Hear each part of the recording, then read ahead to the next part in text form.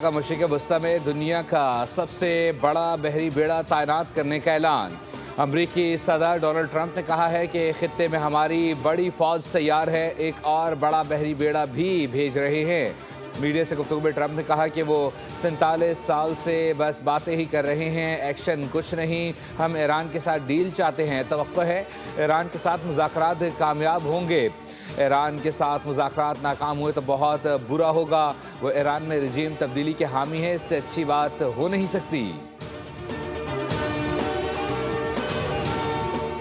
हुकूमत बिजली की कीमतों में तब्दीली का बोझ कम आमदनी वाले पाकिस्तानियों पर ना डाले। पाकिस्तानी हुक्काम के साथ बिजली की कीमतों में मुजवज़ा तब्दीलियों पर बातचीत कर रहे हैं। IMF के मुताबिक तज्ज़ियाकारों का कहना है कि बिजली की कीमतों में मुजवज़ा बड़ी तब्दीलियों से महंगाई में इजाफा होगा, जबकि सनत पर दबाव कम होगा, क्योंकि हुकूमत $7 अरब की तौसीह शुदा फंड्स फिजिबिलिटी के तहत शराइत को पूरा करना चाहती है।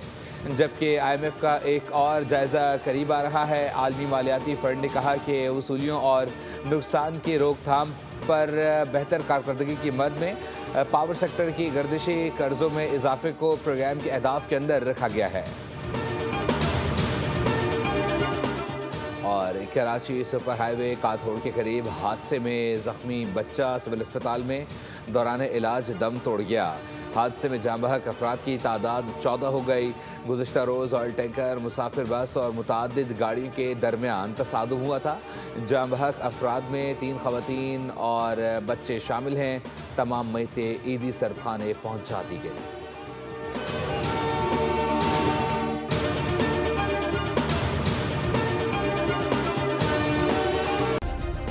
सब्सक्राइब करें और बेल दबाएं ताकि कोई खबर रह न जाए।